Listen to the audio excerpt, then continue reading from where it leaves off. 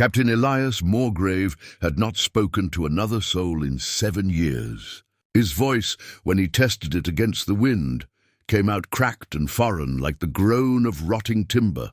The Phantom's Mercy, once a feared vessel that terrorized merchant routes from Barbados to Cartagena, now drifted aimlessly through Caribbean waters, its sails patched with fragments of memory and desperation.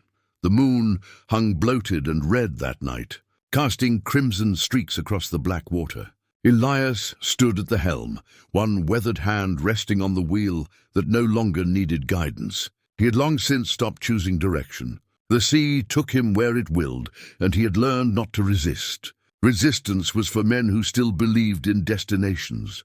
Thunder rumbled in the distance, though no storm clouds marred the star-drunk sky. Elias frowned, his salt-crusted beard catching the strange light. In all his decades navigating these waters, through hurricanes that shattered fleets and calms that drove men to madness, he had never heard thunder without its mother storm. Then he saw them. At first, he thought it was the rum, though he'd been sober for months, having run out of spirits and the will to seek more. But the figures climbing his starboard hull were undeniably real. Hands, delicate, webbed, gleaming with scales that caught the moonlight like shattered pearls, gripped the weathered wood. Then faces emerged from the foam, beautiful and terrible, with eyes that held the depth of trenches where sunlight had never reached. 10 of them. 10 mermaids pulled themselves aboard his deck, with movements that seemed both graceful and desperate. Their tails, magnificent appendages of emerald, sapphire, and deep purple, left trails of sea-water that glowed faintly with phosphorescence. But it was their expressions that froze Elias where he stood, pure, primal fear. The eldest among them, her hair the color of storm clouds and woven with tiny shells that chimed like distant bells, met his gaze. Her voice, when she spoke, carried the resonance of whale songs and the whisper of currents from the world's beginning. "Captain of the cursed vessel," she said, her English touched with an accent no earthly nation could claim, "we beg sanctuary aboard your ship. For 3 nights only. No more." Elias found his voice, though it emerged as barely more than a rasp. "What? What are you running from?" The mermaid's expression darkened. Behind her, the younger ones huddled together, their luminous eyes darting toward the black expanse of ocean, as if expecting something monstrous to emerge at any moment. "The devourer has awakened," she said simply. "The ancient thing that sleeps in the abyss, in the place where even our kind dare not venture. It stirs once every century, hungry and wrathful. For 3 nights we must hide beyond its reach, here, in the realm of wood and air, where its power cannot follow. And on the 4th night? On the 4th night it will sleep again, or we will all be dead." Elias should have laughed, should have dismissed this as fever dream or final madness. But he had seen too much in his long, bitter life to doubt the impossible anymore. He had watched the sea swallow ships whole without leaving wreckage. He had heard songs in the deep that made grown men weep blood. He had witnessed St. Elmo's fire dance along his masts like the fingers of angels or demons, and more than that, he recognized the look in their eyes. It was the same look he'd seen in mirrors, on those rare occasions he could bear to face his own reflection. The look of creatures fleeing something worse than death. 3 nights, he said finally, his voice gaining strength. "You can stay 3 nights. The relief that washed over their faces was so profound that several of the younger mermaids began to weep, their tears hitting the deck and crystallizing into tiny pearls that rolled into the scuppers. The eldest bowed her head. "The sea will remember your mercy, Captain Elias Moregrave," he startled. "How do you know my name?" A sad smile touched her lips. "The ocean knows all names of those who sail upon her, especially the names of the lost and the damned. I am Seraphina, eldest daughter of the Deep Court. These are my sisters and cousins, the last survivors of our breeding ground." As she spoke, the others transformed. It was a painful process. Elias could see it in their faces, as their magnificent tails split and reformed into legs. pale and new, unstable as a newborn fawn's. They wore no clothing, but their modesty was preserved by their long hair and the strange, scale-like patterns that adorned their skin like tattoos of living water. "The ship's hold," Elias said, turning away to give them privacy and dignity. "There are hammocks and blankets below. It's not much, but it's dry and safe. I'll find something for you to wear." He descended into the captain's quarters, a space he hadn't properly entered in years, preferring to sleep on deck under the stars. Everything was as he'd left it, chests of clothing from his crew, long dead or deserted, maps that no longer led anywhere he wished to go, and in the corner, wrapped in oilcloth, his most precious possessions, a locket containing a portrait of his daughter dead these 20 years of fever, and a Bible so worn the words had nearly faded.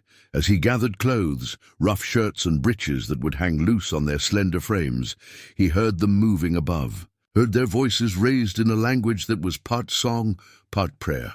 It reminded him of church bells heard across water, beautiful and mournful. When he emerged, they had gathered near the mainmast, their new legs still trembling. Serafina stepped forward to accept the bundle of clothing. "Thank you, Captain. We will disturb your solitude as little as possible."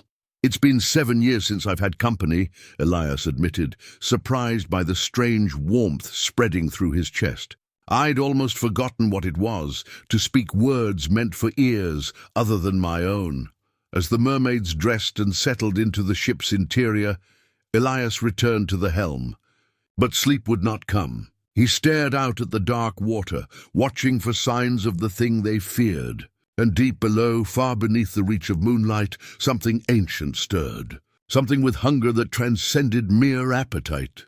Something that had tasted the blood of the world when the world was young. The phantom's mercy creaked and groaned, as if sensing the attention of something vast and terrible. And for the first time in 7 years, Captain Elias Morgrave felt a purpose rekindle in his hollow chest. To protect these strange, beautiful creatures who had chosen his cursed ship as their refuge. The first night had begun. Dawn broke reluctantly over the Caribbean, the sun emerging from the horizon like a drowning man gasping for air. Elias had not slept. He had stood watch all night, his hand never straying far from the cutlass at his belt, though what good steel would do against an ancient devourer from the deep? He couldn't say. When he finally descended to check on his passengers, he found them transformed. They had mastered their new legs with remarkable speed, moving about the hold with careful grace. They had even attempted to tidy the space, organizing his scattered supplies and sweeping away years of accumulated grime. It was the eldest, Serafina, who noticed him first. "Captain," she said, her voice warmer in the daylight, "we hope we haven't overstepped. We needed something to occupy our hands, our minds." "No offense taken," Elias replied, startled by the change in his ship. It almost looked like a home again. "You've done more in one night than I've managed in years." The youngest of the mermaids, a creature who introduced herself as Coral, her eyes the bright green of shallow lagoons, approached with hesitant curiosity. She couldn't have been more than 16 in human years, though Elias suspected such measurements meant nothing to sea folk. "Captain Morgrave," she said softly, "is it true what the fish say, that you once commanded a fleet of 30 ships? That you were called the Scourge of the Spanish Main?" Elias felt his chest tighten. "The fish talk too much. The fish talk constantly," interjected another mermaid, this one with hair like spun copper and a mischievous smile. Her name was Marina. "They have nothing better to do but gossip and complain about predators. But they speak of you with respect. They say you once saved the entire school of them from a whaling vessel by sinking the ship before they could deploy their nets." "That was an accident," Elias muttered, "and the ship was flying Spanish colors. I would have sunk it regardless." But Serafina was studying him with those impossibly deep eyes, and he felt exposed under her gaze. "You were not always alone, Captain. What drove you to this exile? What turned a fleet commander into a ghost, haunting his own vessel?" The question hung in the air like cannon smoke. Elias wanted to retreat, to climb back to the deck and his familiar solitude. But something in the way they all watched him, not with judgment but with genuine curiosity and something almost like compassion, made him pause. "Captain!" Serafina was at his side, her harpoon driving into the creature's eye. It recoiled, shrieking, but not before its beak grazed Elias's shoulder, tearing cloth and flesh. He stumbled back, blood flowing freely. The world tilted, and he realized distantly that he was going into shock. But the singing didn't stop. The mermaids didn't falter. If anything, their voices grew stronger, more fierce, as if his sacrifice had awakened something ancient in their blood. Serafina pressed her hand to his wound, and he felt a strange warmth spread through his body. When he looked down, he saw that her palm was glowing with soft blue light, and the bleeding had stopped. "We don't let our protectors die," she said fiercely. "Not while we still have the old magic in our veins." The battle raged for hours. Time lost meaning in the chaos of fire and blood, song and screaming. Tentacles kept coming, each one more grotesque than the last, but the defenders held. They fought with a synchronicity born of desperation and growing trust, covering each other's blind spots, calling warnings, creating openings for killing strikes, and slowly, gradually, the attacks began to slow. As the first hint of dawn touched the eastern horizon, a horizon that had seemed impossibly far away, the final tentacle withdrew. The black water began to recede, revealing normal Caribbean blue-green beneath. The circle of corruption around the phantom's mercy dissipated like morning mist. Elias collapsed against the helm, every muscle screaming. Around him, the mermaids were in similar states of exhaustion. Marina had managed to join the battle toward the end, despite her injuries, her voice adding to the protective harmonies. Now she sat with her sisters, all of them holding each other, crying and laughing in equal measure.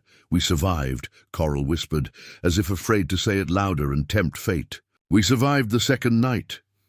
"One more," Serafina said, her eyes meeting Elias's. "One more night, and the devourer will sleep." "One more night, and we're free." But Elias saw something in her expression that the others missed. A knowledge, a fear, and he understood, with sudden, terrible clarity, the worst was yet to come.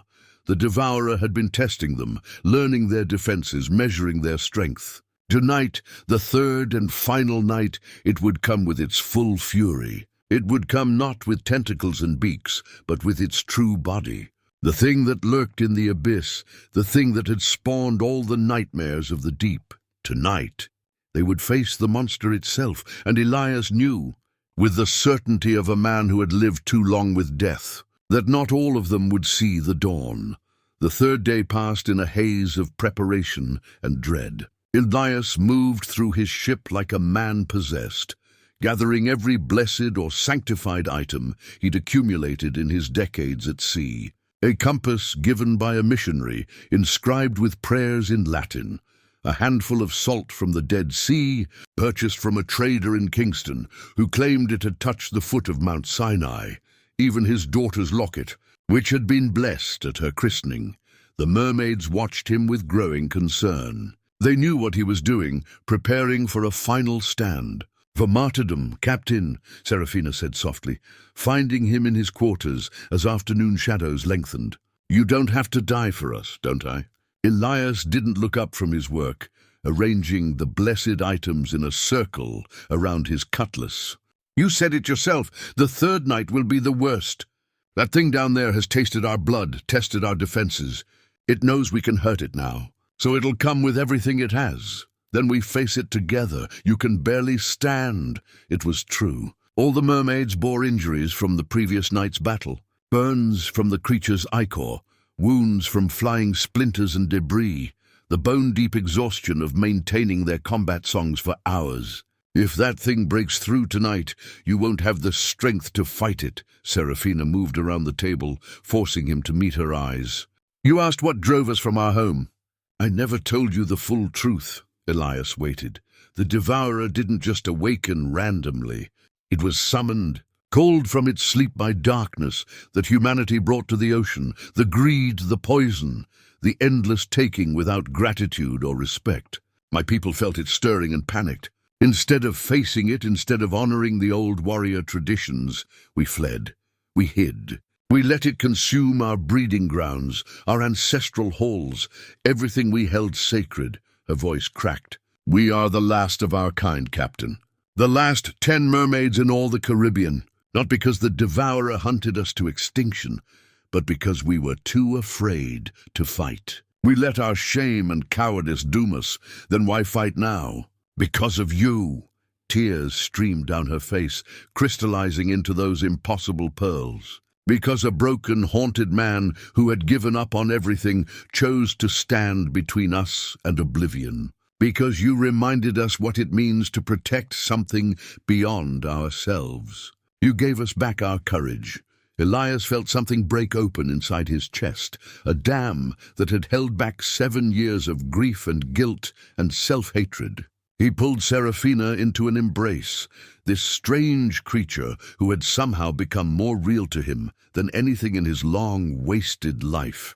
I couldn't save my daughter, he whispered. I couldn't save my wife. I couldn't even save myself. But maybe I can save you. We save each other, Serafina corrected. That's how this works.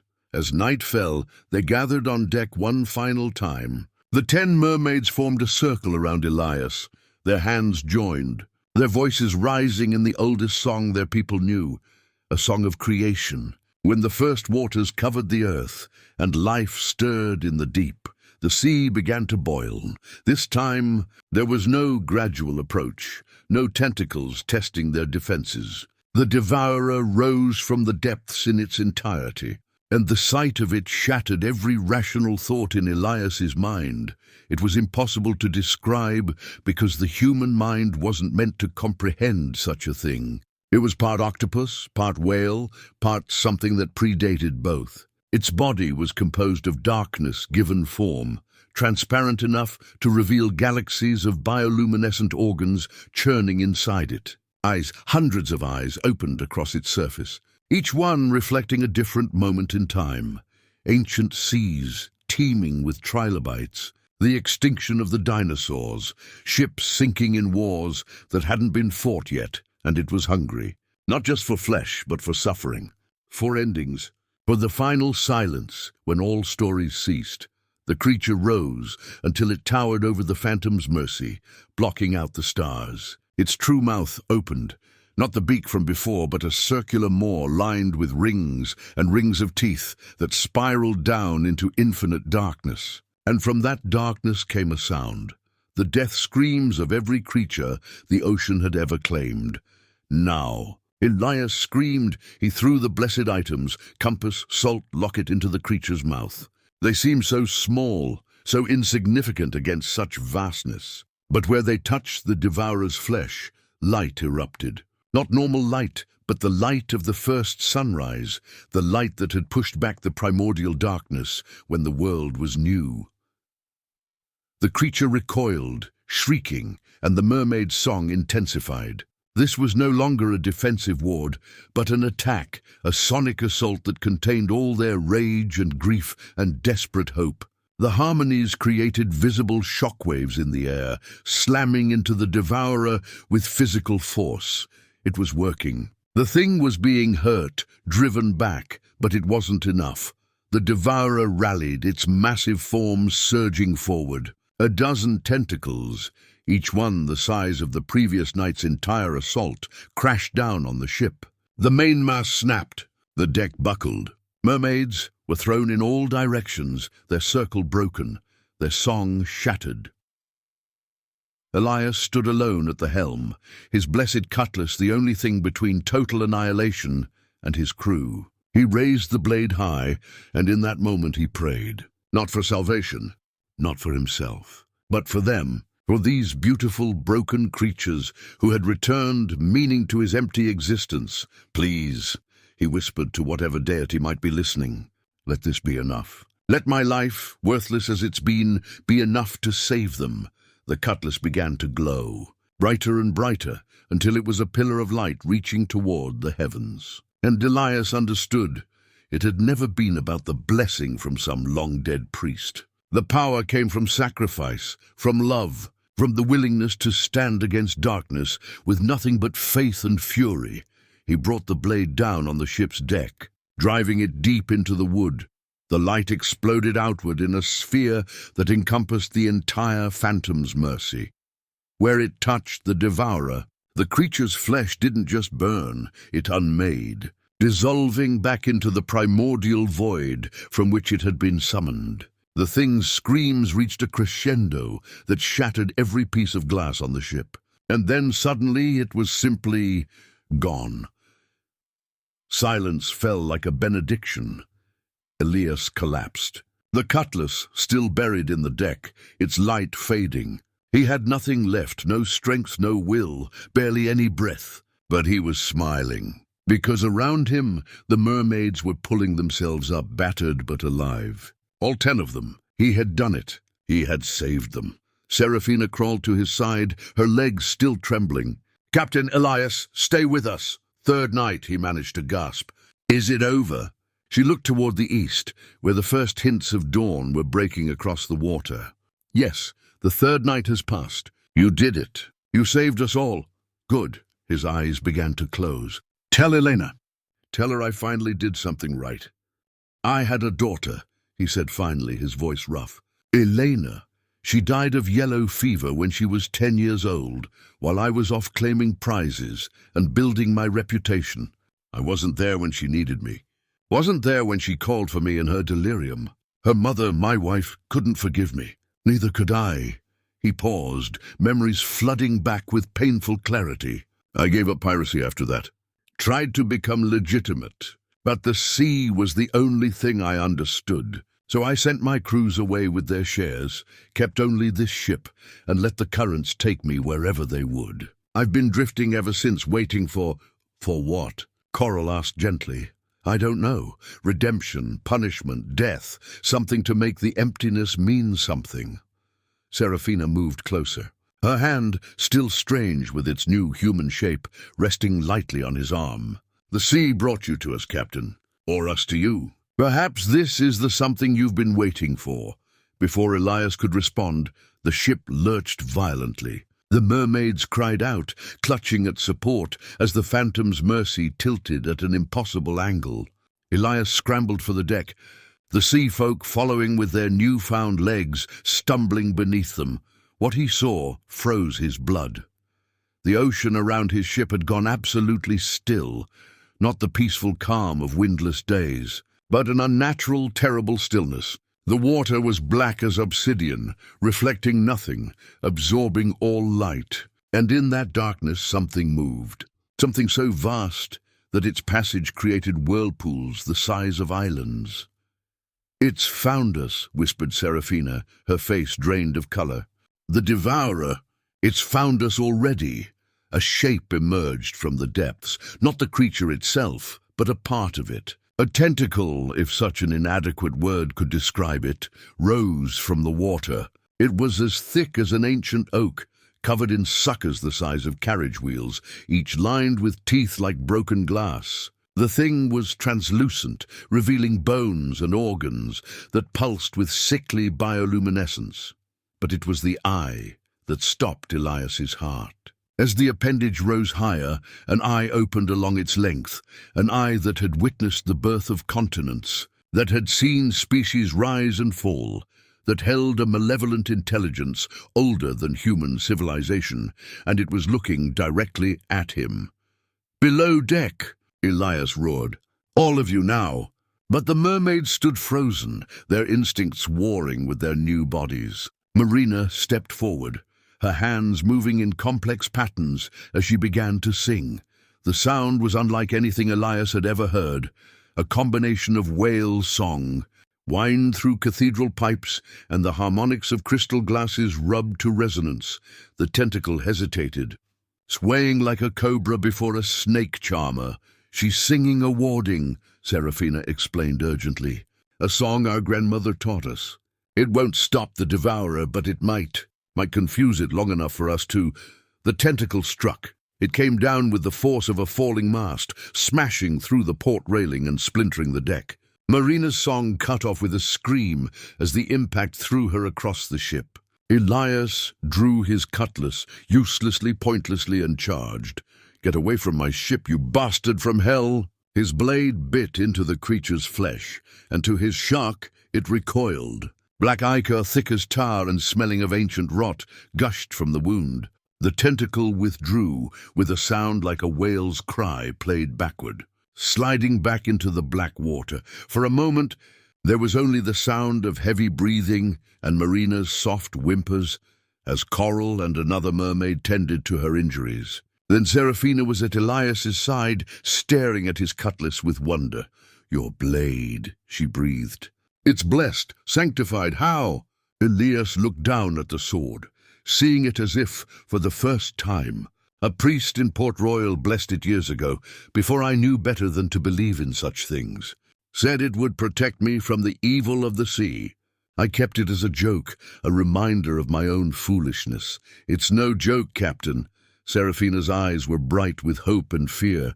"That weapon may be the only thing that can harm the devourer. The only thing that can keep us alive for 3 nights." As if in response, the water around them began to churn. More shapes moved beneath the surface. The first attack had been a test. The next would be war. Elias looked at the mermaids, these strange, beautiful creatures who had brought chaos and purpose back into his empty life, and made his decision.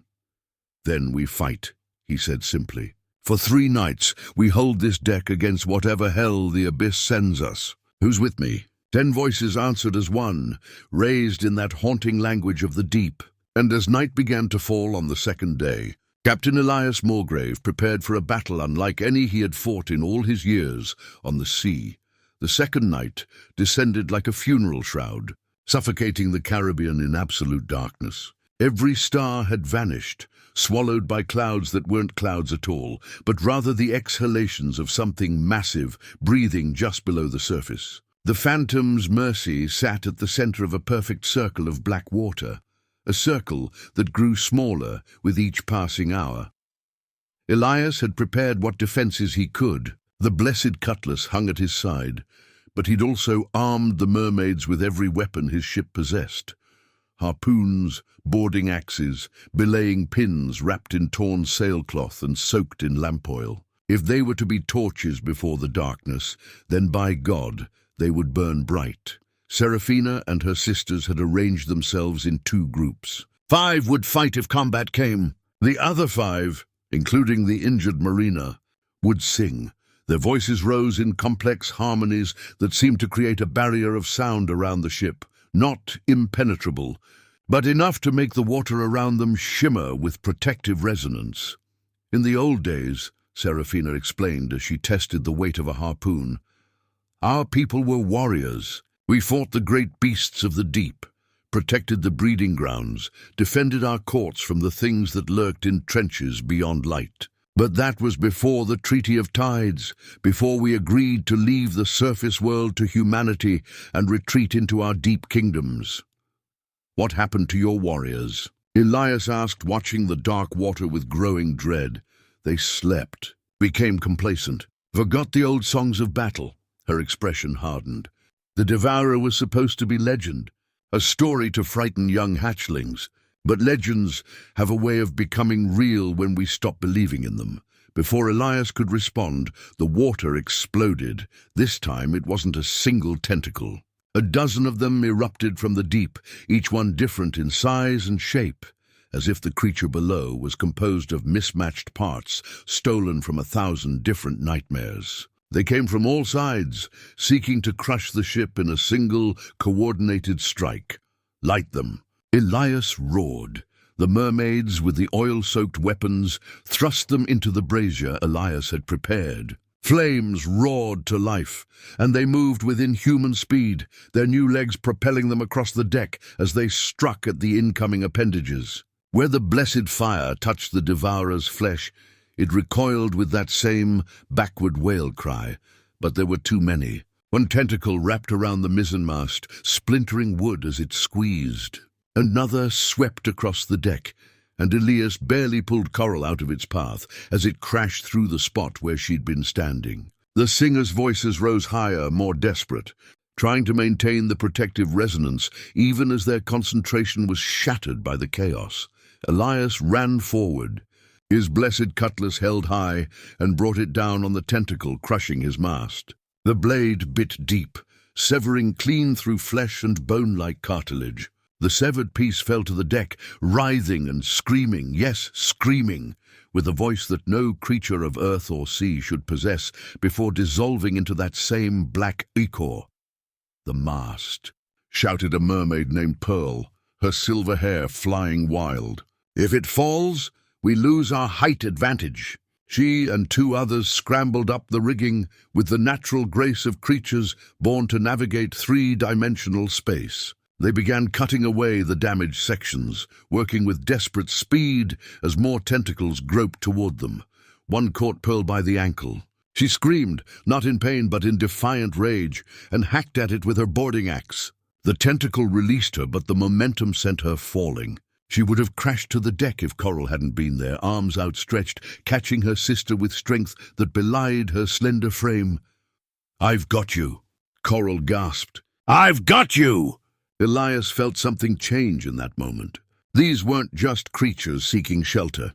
They were a family, fighting for survival with the same fierce love that he'd once known and lost. The realization struck him with the force of a physical blow. He would die before he let this thing take them. A new tentacle rose from the starboard side, but this one was different, larger, covered in armor-like plates that gleamed with deep-sea pressure adaptation. And at its tip, where the suckers should have been, there was instead a beak, a massive parrot-like beak large enough to swallow a man whole. It struck at the singers. Elias moved without thinking. He threw himself between the beak and the mermaids, his cutlass raised in a futile gesture of defiance. The impact drove him to his knees, but his blade held. The blessed steel, empowered by some force he didn't understand and had never believed in, stopped the beak from closing. Black ichor sprayed across his face, burning like acid.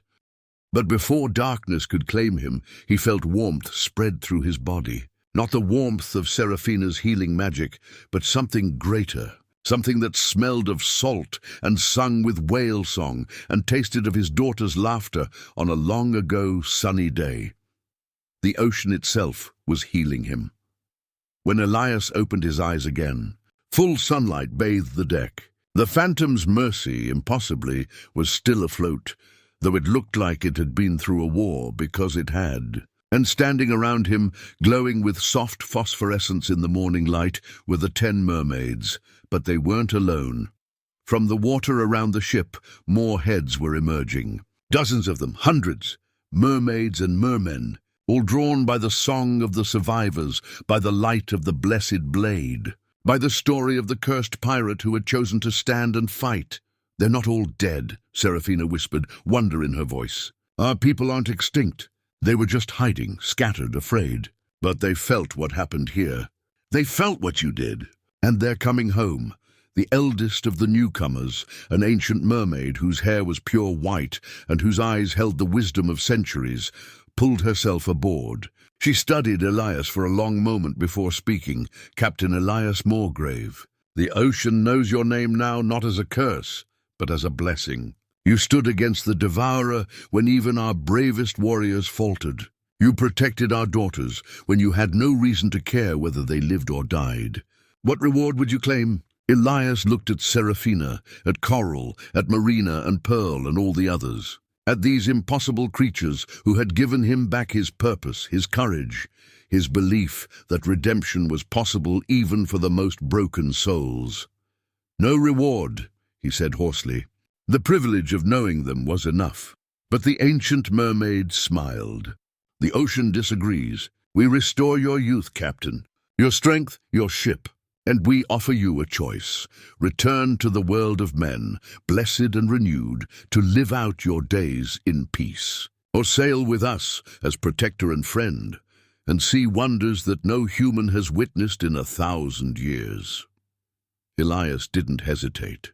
"I'll sail with you. If you'll have me." Seraphina's hand found his. "Always." And so the Phantom's Mercy set sail once more, but no longer as a ghost ship drifting aimlessly. It became the bridge between two worlds, the realm of men and the kingdom of the deep. Captain Elias Morgrave, once called the scourge of the Spanish Main, became the protector of the tides, and the 10 mermaids who had climbed aboard his ship seeking shelter became his family, his purpose and his salvation. The sea had taken everything from him, but in the end, the sea had given it all back, and more. On calm Caribbean nights, sailors still report seeing a strange vessel moving through the moonlight, its deck crowded with impossible figures who sing songs that make grown men weep with joy. They call it the Phantom's Mercy, and they say its captain is a man who died and was reborn, who fought a monster from the beginning of time and won.